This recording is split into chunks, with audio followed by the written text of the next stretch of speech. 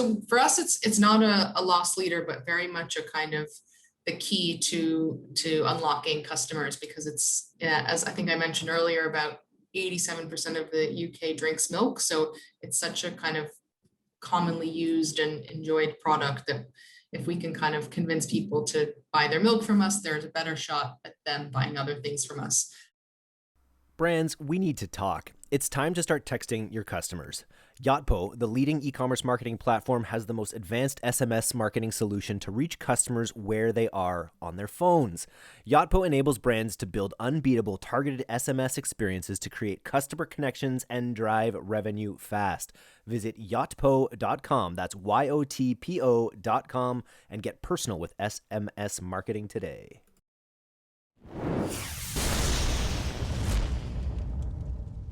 Hello and welcome to D2C Podcast. I'm Eric Dick, and today we are very lucky to have Hannya Boulos, the head of growth at Modern Milkman, a Manchester-based business that delivers convenient groceries from independent and local suppliers directly to customers' doorsteps in returnable and reusable packaging. This brand checks all the boxes for us on D2C in that it's disrupting a space. It's got a great brand. It's got a great product that helps local businesses. We're super thrilled to have you here, Hannya. Can you start a little bit with explaining the business model and how it's different than some other grocery delivery companies that our US listeners may be more familiar with, like Instacart? Sure, absolutely. First, thank you so much for having me on the podcast, Eric. I'm a huge fan, listen to it frequently, and also one of your most loyal newsletter readers. So I'm driving your click-through rates. Love it. Through the roof there. But yeah, lovely to be here and chat with you today. So a bit about Modern Milkman. I think it's probably most helpful for me to start with the story of our founder, Simon, because it's really kind of impressive and exciting the way he sort of built the business. So Modern Milkman started with him getting inspired by seeing David Attenborough's Blue Planet film and really seeing just the scale of the amount of plastic waste and the impact that that's having, globally. And one of the key stats there is that the UK is behind the US in terms of being the second biggest, producer of plastic waste at kind of individual level. So a big problem to solve there. And he started by looking at, what is one of the areas where people end up wasting a lot of plastic, and that's in their kind of daily grocery essentials, and milk being the key thing. So internally, we kind of talk about milk as the Trojan horse, so to speak. And he started by buying a milk round. So for the listeners that may not be familiar, maybe a bit younger, the milk round is a concept that has kind of existed for a long time and particularly popular in the UK. And basically a local milkman who, partners with a dairy and builds up his own milk round by canvassing a neighborhood and supplying that neighborhood with kind of fresh groceries and produce. It was a pretty analog system, and really Simon kind of saw an opportunity to disrupt that and make it modern and digital.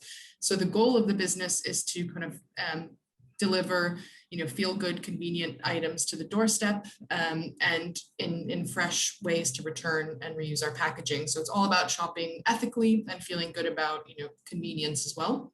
So everything in our range is plastic free. It's a bit different to a kind of on-demand grocery model because we deliver up to 3 times a week. So the benefit of that is in terms of kind of we're better able to kind of manage our supply chain and drive efficiencies in that sense. But it would be different from kind of, an Instacart in the sense that you can't choose exactly the time that you want to deliver. But we do offer a lot of flexibility. You can kind of edit your order up to 8 p.m. the night before and choose from kind of 3 delivery slots a week. And I think because of the nature of our products, we have, about 60 products in the range, which are kind of your staple items. People are better able to predict their needs on those items. And that's also helped us scale because it's kept, the complexity of the business low and enabled us to kind of have mass appeal because the products that we are providing are things that people use every day and are also high frequency items. So that has really helped us, build the business and achieve the growth that we have. So I think it's what I kind of love about the brand and what really, drove me to want to work here is that we're making sustainability accessible. And I think many I think for many people, the most sustainable products, the organic products are sold at a premium and a luxury. And our business model makes, it's for the masses. 87% of the UK still drinks milk. We also have kind of plant milk for those who are into that. But it basically helps you make more sustainable decisions every day. And it's quite a tangible thing you can do to reduce your plastic waste. Because plastic, it's a real afterthought. It's literally something you don't think about it while you're buying these things. You only see it after you've already made all these choices, and they accrue in your recycle box or on your counter.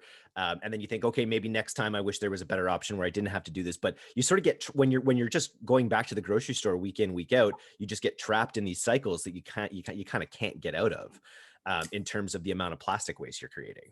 Exactly. And one of the stats I love is to date, we've saved 13 million plastic bottles from landfill and counting. So we're also trying to make that savings tangible to our customers so they kind of feel the benefit of and feel good about the service as well. And even just down to it being not fully on demand, that you've got these milk runs with these scheduled delivery times, that's going to save in, things like carbon emissions whereas like with Instacart, you'd have people driving to and from individual houses for individual products that people buy. With this, it's all kind of done in, on the circuit, it sounds like. So that's another added benefit to your sort of environmental footprint that you're creating with this. Absolutely. And we're also kind of constantly researching, new packaging solutions, items that are not typically sold in glass or reusable packaging. We're trying to develop things in-house, so that we can further expand the range and also expand baskets as well. How big is things being local to the consumers as part of the sales pitch as well? I imagine with these specific kinds of products, produce, milk, baked goods, or things like that, people feel good about buying locally as well. Yeah, absolutely. Our messaging is really focused around primarily independent suppliers. So we're working with kind of independent UK dairies and farmers or suppliers for things like our bread or eggs. And that is really important because I think people want to feel like they are supporting independent farmers and helping drive forwards an element of the economy that has been suffering. Dairy farmers have been under increasing pressure from price competition, and obviously changing consumer habits. And by partnering directly with those independent suppliers, we're also helping ensure they get paid a fair price for their product. And that has been a really important hook for customers. And when we've tested that messaging, we've definitely found that it's helped drive conversion and help drive adoption as well. Very cool. I'm just looking at your background here, and you've been in the D2C space for quite a long time. Worked at some really prestigious brands with Marks and Spencer. I'm curious, what was it that really drew you to Modern Milkman, and what have you talk a little bit about your background and what drew you to Modern Milkman?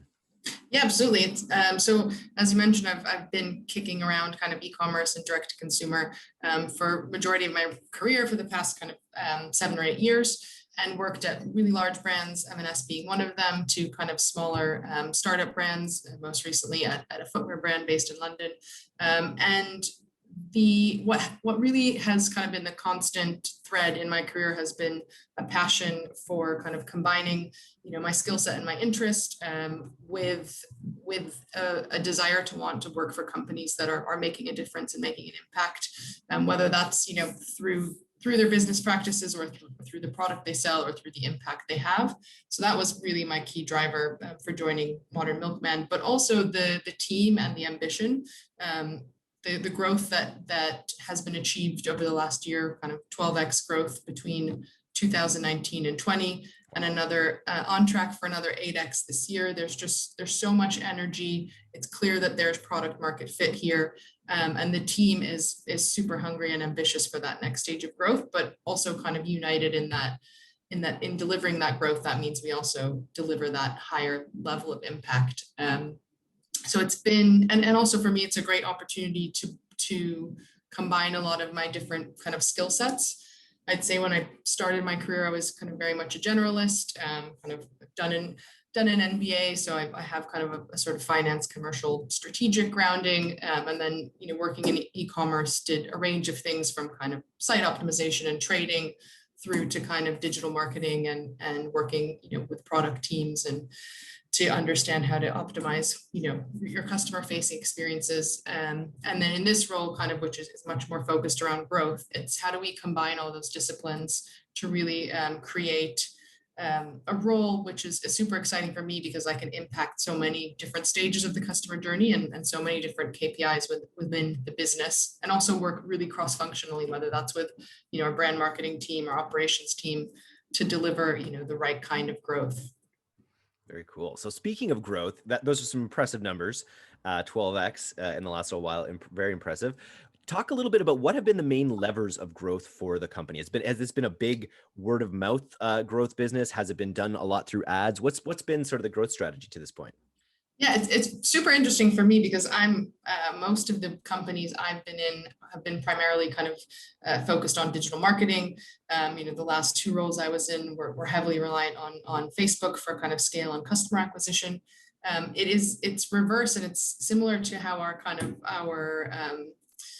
proposition is old school in some ways. Our marketing tactics to date they've been largely reliant on kind of direct sales, direct mail and face-to-face sales. And before kind of coming today, I was on the show today, I was reflecting on why that is. And I think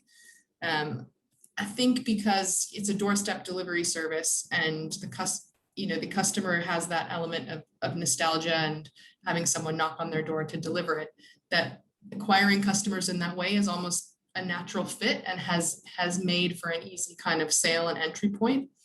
The other kind of reason for scaling in that way is that because in order to kind of operate a milk round, we need a level of density and utility in our kind of fleet. We have to acquire customers that live in close proximity to one another. And so geographic precision is super important to all of our marketing channels. So we're not at the stage where we can leverage channels that can't be super targeted. And we're testing and scaling, digital channels in a way with, really precise geosegmentation or bid optimization around where people are located to help drive and simulate that same utility we've been able to get through face-to-face. So coming into the business, my role has been very much to, keep the foot on the pedal of what's working, but also start to explore new channels that can help deliver that next stage of growth and scale. Because, one of the challenges with face-to-face and direct mail is that they are less scalable because they're reliant on people, and digital channels have a bit more of a ceiling. So that is, one of my kind of key tasks for the year is explore and leverage new channels and get our digital mix up and running. I've done a fair amount of like different geofencing and there are real challenges, I think, when you do have to use digital techniques and carve them up very specifically. But let's talk about the organic growth, the direct mail, for instance, how this got started. The way, we for a while had a food box delivered to the company, and they were constantly sending us, here, give this coupon for 3 other food boxes to all your friends. And I think that for all the food box wars, that's been like a major driver of growth. Is that kind of strategy. What kind of things have you employed on Modern Milkman, and can you go a little bit more in depth about what the direct mail program looks like? Sure.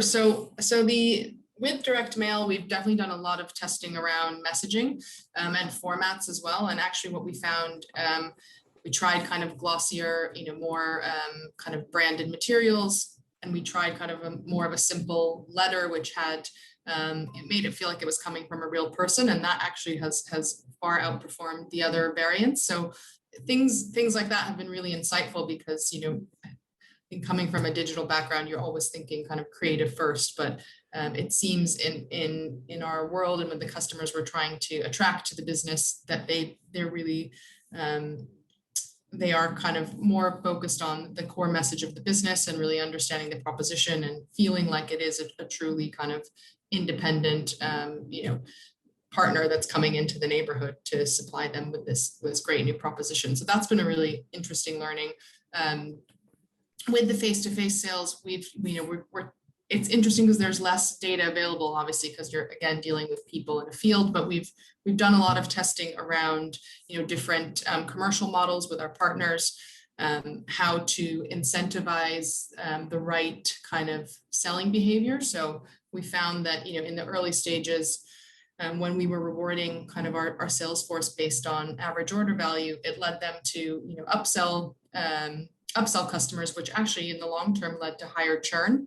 So we changed that commission model to then look at, if we KPI them on retention and get them to find a kind of better fit, stickier customer, that's actually better for us long term than the customer kind of spending, a bit more in their first week and then degrading over time. So it's been a lot of trial and error. And I think the key thing for us as a business is that there is this openness to, a high kind of risk tolerance and a high willingness to kind of fail. And I think that's really important, especially when you're building a growth function, because you have to throw a lot of things at the wall and see what sticks. And your team has to be empowered to kind of to make mistakes, to throw a lot of ideas in the ring. And that kind of underlying culture has been really important.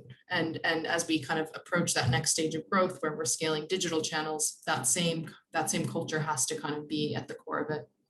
I love that idea. Just the first of all idea of personalizing that email, because if especially with the brand is the Modern Milkman, you're going to get this person who's going to be making these rounds. Is it usually the same person, just like back in the old days?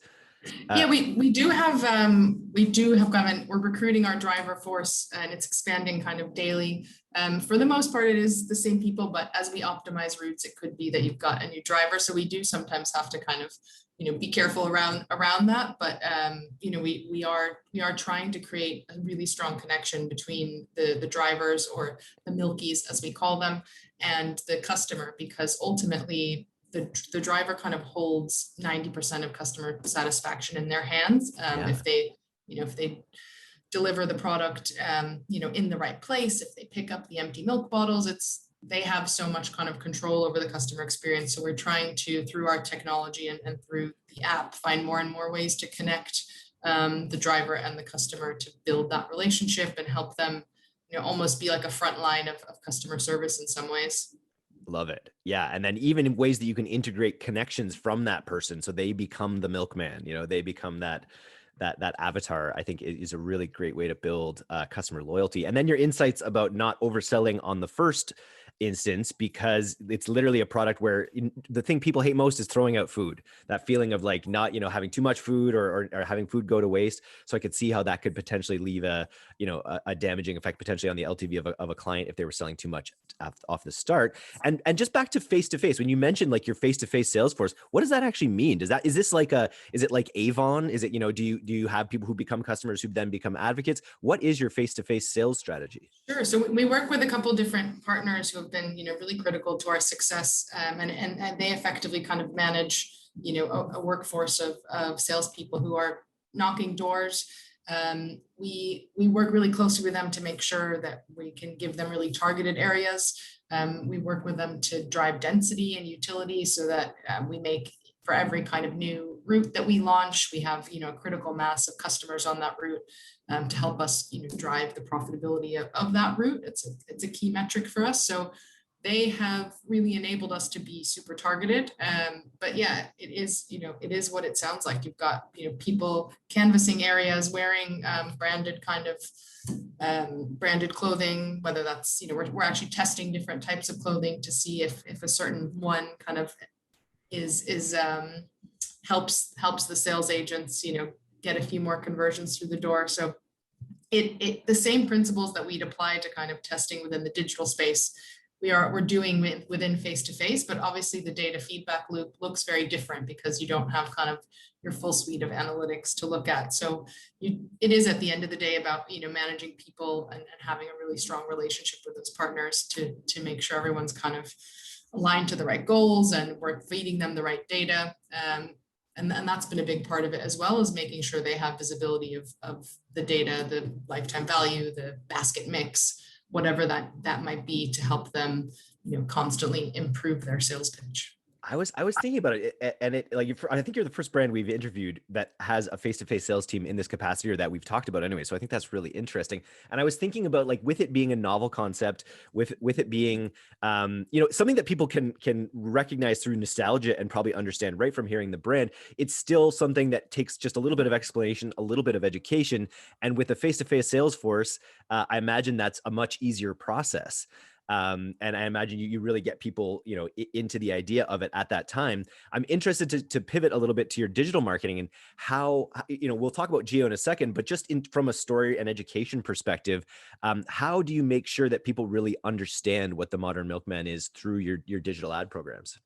Yeah, absolutely. So for us, I think a key thing has been making sure the brand pillars come across in all of our creative. So there are other like milk delivery services in the UK, but what we want to kind of stand for is plastic reduction, and doing that in a way that's actually lighthearted and fun for the customer, so they don't feel like they're being made to feel like they're a big part of the problem. We actually just want to make it really accessible for people. So that the tone in terms of our copy, the way that we kind of use video to help show the range of the product, and also help explain, like help show how a milkman would deliver to your door, just helps make that process come to life a bit. One of the areas I'm actually really excited about exploring is how we can start to use some more interactive elements through tactics like lead generation, where we could have a quiz around how much milk do you use to help people determine what the optimal subscription amount is for them, and then ultimately help them kind of convert and hopefully stay stickier for longer because we've set them up with the right basket. So there's a lot of opportunities for us to kind of support customers through the onboarding journey, and also through our creative and our tone of voice, help bring across those important brand pillars around plastic reduction, but also around the kind of convenience element and the nostalgia element as well. Nice. How are you finding your LTVs are from your face-to-face sales versus your digital ads? It's funny you said this. So our kind of CTO, who is a jack of all trades and crunching the numbers probably as we speak, he actually just showed me a table of our LTV by digital channels versus our face-to-face channels, and the data is about it's only looking back about a month, so there's things that we have to kind of look into in a bit more detail, but the interesting thing is actually the LTV coming out of the digital channels is a bit higher, about 10% higher than the face-to-face. So that is encouraging for me because it shows me that there's actually value and room to scale those channels. It also shows me that maybe there's a bit of a natural AOV that we can sort of push our face-to-face sales force to achieve as well. Because potentially, in the way that we incentivize them or the way we work with them, there's always tweaks that we can make to that to ensure that they're acquiring kind of the best fit customers for us, but also the customers that are kind of spending the right value to make the economics stack up. Nice. I pulled out a quote, I think, that you had actually in another digital piece from a previous job, where you were talking specifically about customer lifetime journey, and how oftentimes we base all of our thoughts on what a customer's lifetime is based on their past purchase history, and how that can sometimes get us into trouble. I'm wondering how you think about your customer's lifetime value with the Modern Milkman. Absolutely. It's a really good question. I think in really every business I've been in, you always have a wealth of historical data. Some businesses are better at kind of mining data and giving you insights around that. But I think when you're always kind of focused on what has happened, you ignore the present signals that your customers might be giving you. And what I'm really interested to do with the Modern Milkman is because it is a subscription service, and we do have the ability to see kind of recurring future purchases that are in a customer's basket. It's what can we do to kind of whether that's using our own predictive modeling or using our own analytics to understand if that customer has these two things in their basket, can we look into the future and predict that they actually look a lot like this cohort that's added coffee to their basket, and how can we then start to introduce coffee to that person a bit earlier? And I think because because of the way the kind of level of data that a subscription service gives you around, that recurring purchase and that ability to kind of almost introduce things to a customer at the right stage, it could be a really powerful lever for us. So there's also a lot of, customers can make one-time purchases with us. So how do we, as we start to expand our range, make sure we can kind of successfully introduce those one-time purchases in the mix? But for me, in terms of, how I'm looking at lifetime value, given we are a fairly new company, we have, probably a year of cohorts to analyze. And that is, we need to be open to the fact that that is a fairly kind of young data set, and it could change and it could give us different insights as the customers that have been with us for a year kind of age. So I think we also need to be mindful of the needs of a more kind of mature customer as opposed to a new customer. And also I think one of the interesting learnings for me is that we see a lot of differences based on the geographies that we're in, and that could be we're younger, more affluent areas, higher proportion of alternative milk drinkers versus maybe older areas, a higher proportion of whole milk because you're used to drinking that. It's something that they've always kind of purchased. And how do we also read those signals to say, actually we're seeing that this area that we've just launched in has these three characteristics. How do we then, take that information and build it into our upper funnel strategy? So, potentially tweaking our creative to better kind of match the demographics of that customer pool that we're going after, and overlaying kind of, other data points and sources. So using kind of demographic profiling on top of that as well to help, further refine our proposition. But there's so much data at our fingertips, which is fantastic. It's really one of the most data-driven companies that I've worked in, and that I'm really excited to kind of exploit in terms of our future strategy. What's your stack like for analyzing that data? Is that a spreadsheet system, or do you have another partner that you're using to kind of assess that? Yeah, absolutely. We have a kind of data warehouse system. We have, a great team of BI developers and analysts in-house.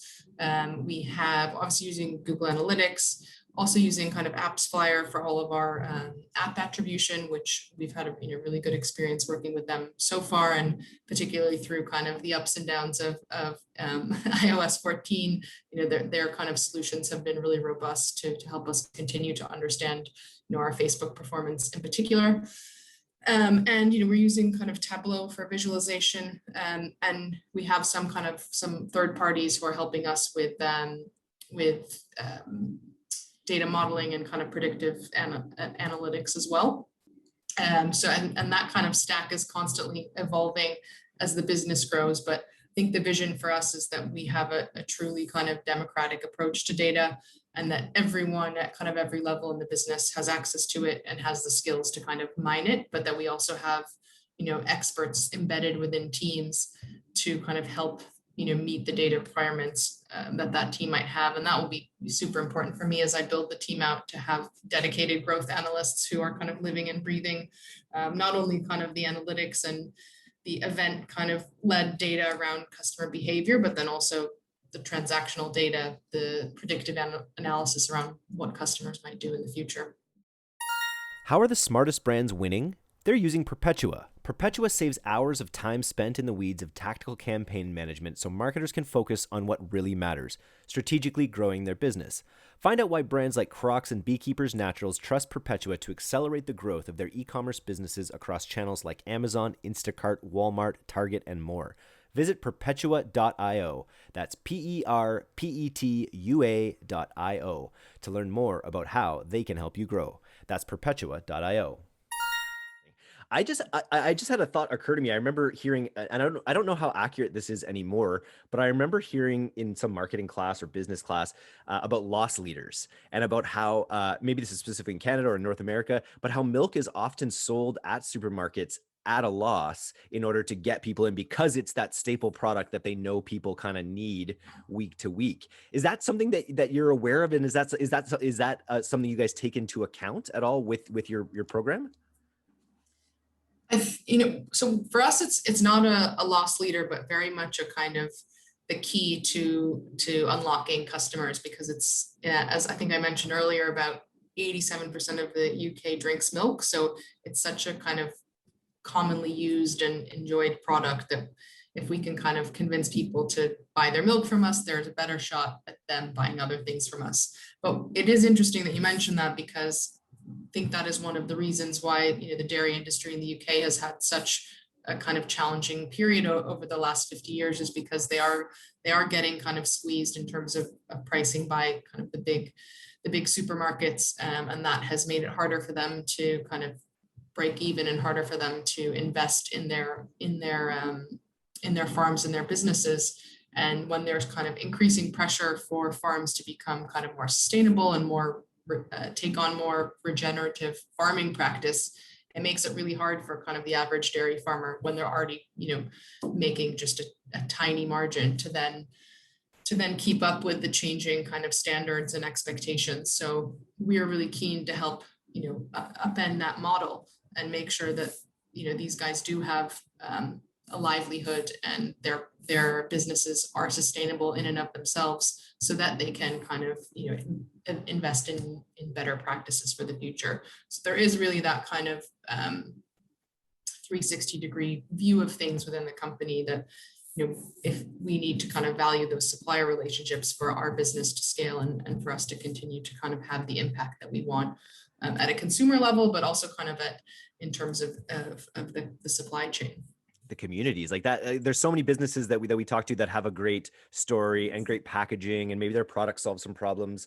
But I love businesses that also solve the people problem in a way too. The fact that all these dairy producers and independent product producers are getting this amazing sales channel kind of built out for them is really impressive. I wanted to talk a little bit more about ads and go back to this idea of you being pretty specific and targeted about the geographic regions that you're looking to target here. I've in my experience, when working for agencies or affiliate companies or things like that, we're always looking for the broadest possible audience to drive the cost down, essentially, and find whenever you layer on more specific targets, geofences, things like that, you find your costs go up a little bit. I was wondering if, to speak a little bit about how you're using some of the digital platforms to target specific geographic audiences, and whether you see that, raising your prices more than you'd expect. Yeah, absolutely. I mean, I agree with you. I think, Facebook best practice is as be broad and let the algorithm kind of do its work for you. And that's been sort of challenging for us, because the way we grow has to be quite precise, or we'll create kind of, if you think about a milk round, if you have 100 customers on one street and then one person 20 minutes away, it creates a really inefficient kind of operation. And it also creates issues for our drivers, which then leads to kind of service issues. So it comes back full circle. So we've done a couple different things to kind of try to get a baseline for Facebook. And I think truthfully, it does make our acquisition costs higher on that channel, higher than they would be if we were kind of operating a traditional dropship e-commerce model.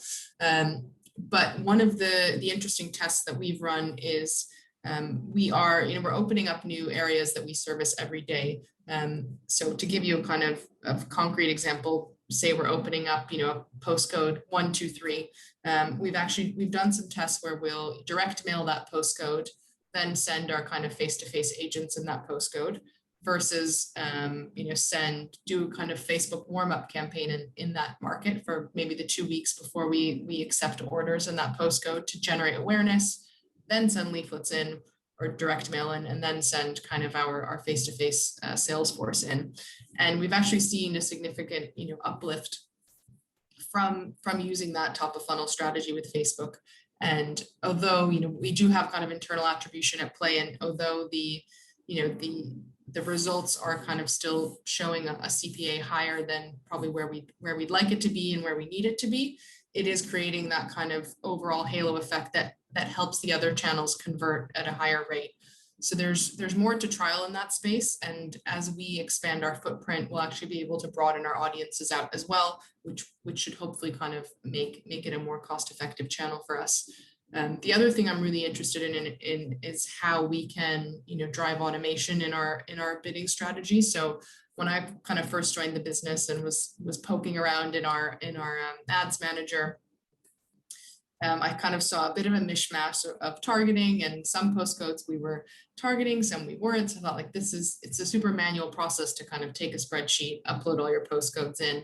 And I've started thinking a lot around kind of opportunities for automation.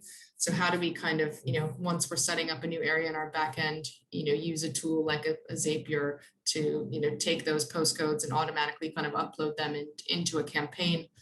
Or potentially do the same for areas where we might have low utility. So how do we then kind of drive those sectors into a campaign where we are potentially kind of retargeting users who've yet to use our service. So there's a lot of opportunity, I think, for scale if we can reduce that manual process down.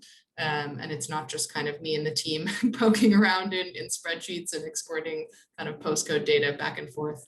I've learned like so much about UK geography in the last kind of 6 weeks. So that's been one upside to the role, but it does present its challenges for sure, but it also creates some unique opportunities for testing, which I'm really excited to kind of start trialing. I love that idea that you can hit people in stages and warm them up and at different levels. I love that, and in hearing you describe this, how the kind of Zapier like tools. It's funny, we build similar tools like that, and by the end of it, we start looking at it like, oh, I guess this is a tool we could also sell. You know what I mean? As you describe this way of doing this kind of method that involves boots on the ground and direct mail and Facebook. Once you build out this system, you could quickly find that, oh wow, we have this really great system for other local businesses or things that want to kind of scale in this fashion. When you solve problems, good things happen. So good luck on that. Absolutely. Nice. And then, so speaking of solving problems, let's talk about your app a little bit, because I know that's obviously your website is super functional. It feels like an app sort of when you're on it. And then you've more recently launched an app. How do you find the performance is versus people who are? What I mean to ask is, do people who download the app stay longer, buy more? Yeah, it's really interesting. We're seeing probably, majority of our transactions now coming through the app. And I think that's been really purposeful. And we've been driving a lot of app install activity to try to drive that adoption. I think because it is a subscription service and it is a high frequency order, that we feel like if people are using the app, it will be easier for them. There are more opportunities for them to kind of explore the range and increase their kind of basket value over time. And it's because it's easier to use inherently, they will stay stickier. So that has been a really kind of conscious strategy for us to drive app adoption. But I think the web will always kind of play an important role as well, because we are kind of, many of our customers, might be less tech savvy or more used to shopping online on a desktop, but we always want that option there. I also think from kind of an SEO perspective, having that content platform will be really key for us as we start scaling out our organic efforts. So from a usability standpoint, the app is driving kind of more frequency and stickiness, and it's been interesting to trial, different campaigns based on, optimizing towards web purchase versus optimizing towards app install, and using AppsFlyer and Google Analytics to try to understand, the value of that and the relative CPA, to try to make sure that the strategy is kind of underpinned with data as well. So do you drive, I'm just looking at your ads right here, do you drive from ads to the app download or to the web, or you're experimenting with both? Experimenting with both. So we're at the moment, I'd say like 60% of our spend is focused around app install, and the other 40 is around kind of purchase, is around driving purchase on the web. And there have been kind of overall, the kind of CPAs for app install and the CPIs, the cost per installs, have been really competitive, and it allowed us to kind of scale up our investment. The area that we need to kind of focus on is how many people who install the app and sign up or give us their email then convert on to purchase, and truthfully, that's one of our biggest areas for improvement. And that has a lot to do with kind of the tools that we have around kind of customer communication and CRM. So we're kind of bringing in a new tool to help, really unleash our ability to activate customers and then, drive their lifetime value through not only kind of email campaigns, but in-app messaging, in-app notification, push notification, et cetera. So we think that will really open up a whole new channel for us as well to start driving that sign up to purchase conversion a bit higher, because that is an area that we know we need to improve on. Looking at the data, it's a big opportunity within the funnel. I think we can, the proposition has mass appeal. Our ads convert in terms of the conversion event, whether that's install or purchase, but how do we get people to then make that first purchase? That's where we need to focus our efforts over the next kind of 3 to 6 months, and developing our app, developing our web, looking at our user journeys and making them as kind of seamless as possible. Very cool. I wanted to, one of the things we always ask about, we're using it on the agency side like crazy with a lot of clients, SMS as a customer acquisition channel, as a way to get people, to stay in touch with people in a really intimate way. Have you done much with SMS with the Modern Milkman yet? We've only really used it for service notifications. So if we have, potentially a product out of stock or something, urgent that the customer needs to be made aware of. But with our kind of CRM strategy and the new tool set that we're bringing in to enable that, SMS is definitely on the cards. And one of the things we're interested to trial is around reminders. So a key part of making our whole kind of business model work is that people return their milk bottles to us, because if they don't, or they throw them out or they forget to, then we don't have as many milk bottles to refill and get out into our network. So we want to start kind of trialing preemptive messages around, don't forget to leave your empties out, or, different ways to get the customer, excited about their delivery as well. I was listening to the podcast this week that you had with Eli from Olipop, and I really liked what he said around, once you make that first order, there's like this dead period of communication before the customer kind of gets their goods. So how do you use the tools at your disposal to make the most of that period? And for me, that is all around how we get people, if it's their first time, to understand how the process works and understand what to expect. If it's their second or third time, to remind them how to keep everything running smoothly, putting their empties out, topping up their order, remembering their order deadlines, all of that stuff, which if we do it well, I think will drive LTV and drive the average order value of our customers as well. Nice. You mentioned how the website would be, long-term, a really important part of your organic strategy. I'm curious, what does your SEO strategy look like? What are you sort of optimizing the Modern Milkman to be discoverable for, into content-wise? That's a great question. So there's a lot of low-hanging fruit there. So truthfully, it's not kind of previously to me kind of joining the business, it's not been a massive focus. More so out of kind of resource and internal capacity. So as I've come on, one of the key areas I'm focused on is first technical best practice. So we're getting a full technical audit of the site to clean up all of the low hanging fruit that is there around kind of metadata, canonical tags, site structure and linking, all of that stuff that is less sexy but very important to kind of building your SEO foundations. And then, after that, there's the obvious kind of, keywords that are really relevant to our proposition around, milk delivery, local milk delivery services. So those are the kind of bread and butter commercial terms that I think will be really useful for us and important part of the strategy.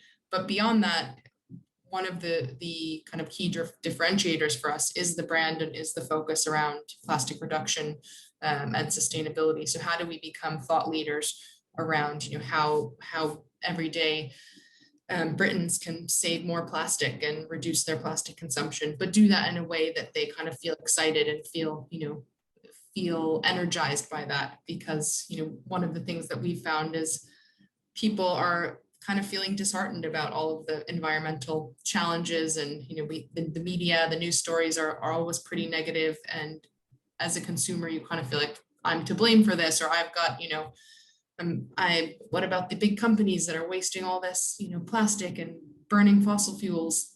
And we don't want customers to feel that way. We want people to feel like this is an easy, fun, accessible choice they can make. And we want them to tell their kind of neighbors and friends about it. So that tone of voice will be really important to the content strategy as well. And making sure the search terms that we are visible for kind of relate to more around lifestyle, more around kind of everyday choices people can make.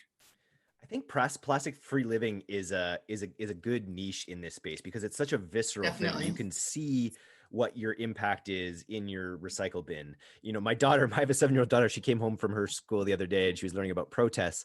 And she told me that the world has 7 years before it becomes too uninhabitable to live.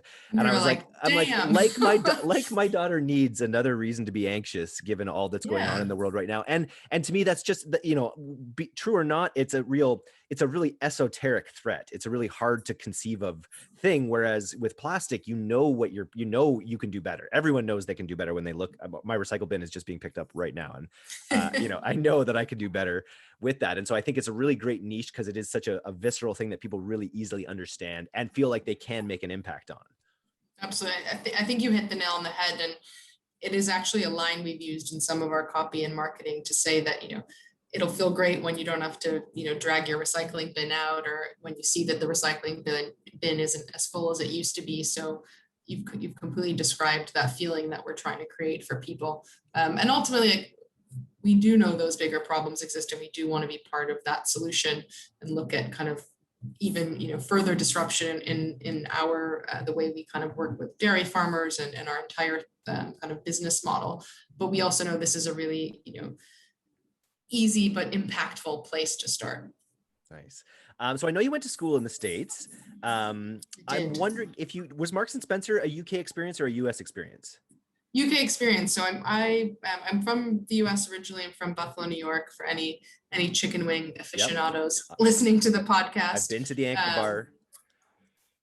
Home of the wing. Home of the wing. They invented the chicken wing. Exactly. I saw Buffalo on there. I knew that. But I wanted to ask if you'd had any difference, you know, in your marketing to people in the UK versus the US, and whether there are any top line differences there.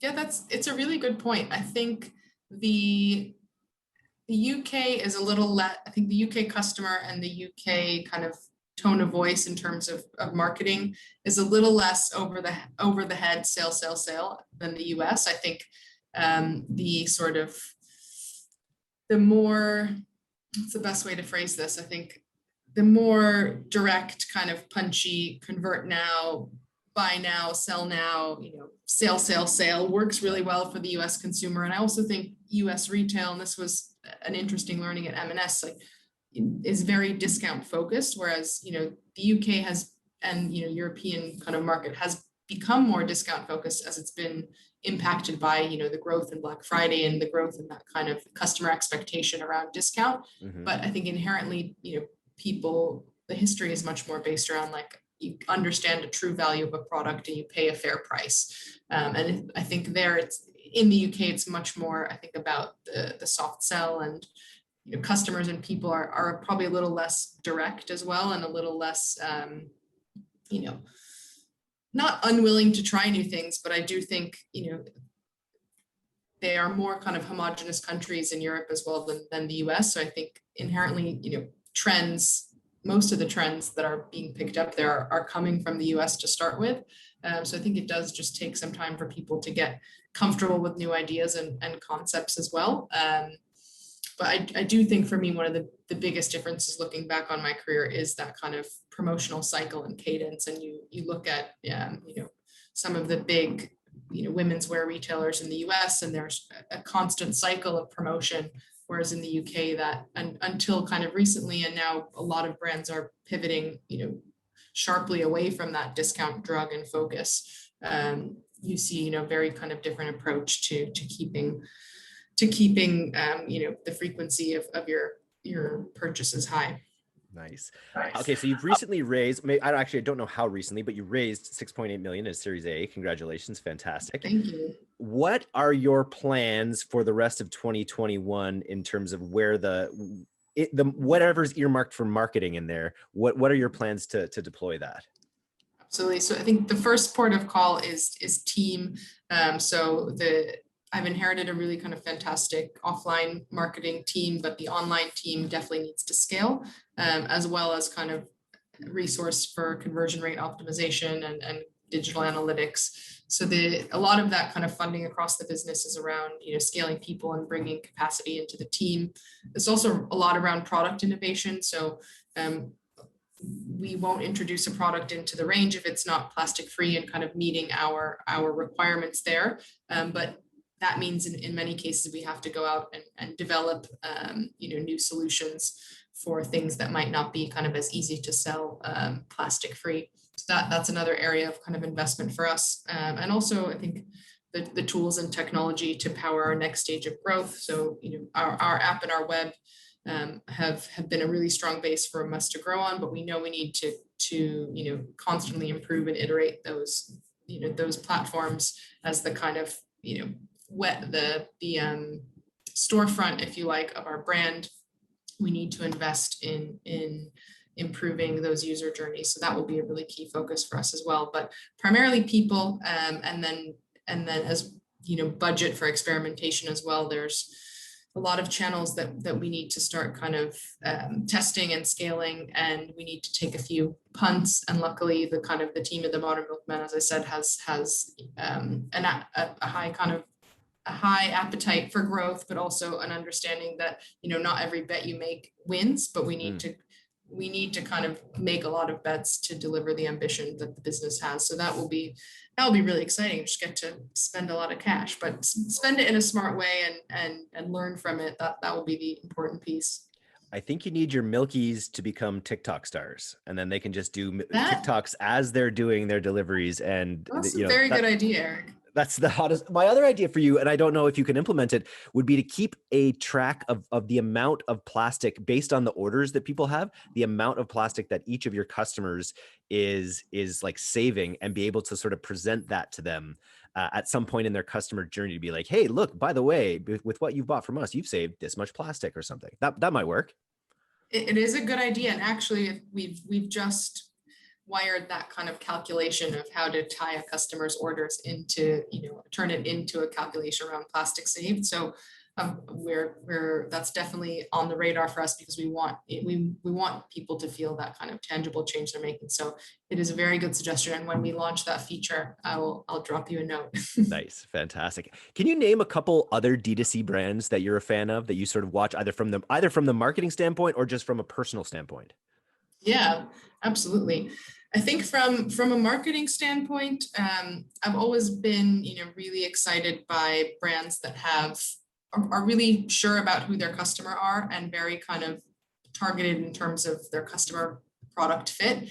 And for me, I love Away, the kind of suitcase brand. I think they were one of the first brands to, they're obviously a D2C darling, but they're one of those brands that really captured that kind of ethos of the traveling lifestyle, created really functional product that served a purpose and helped people kind of travel more easily, but also were really strong in their content strategy, in their partnerships, and how they kind of inspired their customers as well. If you've kind of put me on the spot, I should have thought about this. That's a good one. They must have been hurting this past year, I imagine. Away, like any luggage company, has probably taken quite a ding in the past year. I imagine they were, and I'm a fan of a lot of the kind of health brands that have popped up. So kind of vitamin, nutrition, kind of supplement brands that have again kind of taken an area that there's been have disrupted an area that was previously you'd kind of go to your health food store, just see what was on the shelf, not really think about it, and now the kind of trend around personalizing your health has become I think really exciting. And there's a brand in the UK that does kind of 3D printed personalized vitamin gummies. And I love that concept because I think it's one-to-one personalization at scale, but also, really their entire proposition is really sustainable. The packaging is compostable because everything's, the way they kind of send it through your letterbox just fits in a super slim kind of envelope. So limited carbon footprint. And then there's the added kind of health benefit you get from taking a supercharged personalized vitamin. So I love brands that, not only disrupt in terms of their marketing, but the product itself. And there's a million and one kind of fashion brands out there that have slick Shopify websites and great kind of paid media strategies. But what really excites me is when brands are able to kind of fundamentally bring a new proposition to the table and also do it in a way that's smarter and more sustainable than anyone else who's kind of done it before them. That's great insights. A friend of mine is just starting a DNA test into nutritional and vitamin supplements and things like that, and I just think it's such a clever way to reignite an entire space. And as you say, that one-to-one customization at scale. What's not to love about that model? So I think that's a great thing. I'm glad I put you on the spot because you came up with some good ones there. Nice. Thank you so much for coming on the podcast today, Hannya. If people want to get in touch with you or the Modern Milkman, how do you suggest they do that? Yeah, absolutely. Just drop me an email. It's Hannya@themodernmilkman.co.uk. You can there's more and more exciting news articles and press around the business. So watch the spaces. And also if you're in the UK and looking for opportunities, I'm trying to build out a stellar growth team. So get in touch if you're listening and you want a crack at what we're trying to build. I'd love to hear more. And yeah, would love people's kind of feedback and ideas. My sort of ethos and what I've said to the team is good ideas come from anywhere and everywhere. And as we work in a kind of growth testing sprint model, and we open up those sprints to the entire business, because I think the next best growth idea or growth hack, if you want to call it that, can really come from anywhere. So yeah, it's been great to be on the show. Thank you so much, Eric. As I said, huge fan. So delighted to get to chat with you today. Well, we will have to have you back in maybe Q4, and we can talk about your growth goals and how it's all gone. Absolutely. Hopefully with some more exciting stories to tell. Awesome. And KPIs that we've smashed along the way. Love to hear it. Okay, keep listening and we'll catch you again soon. Thanks, Eric. Have a good one. You too. Bye.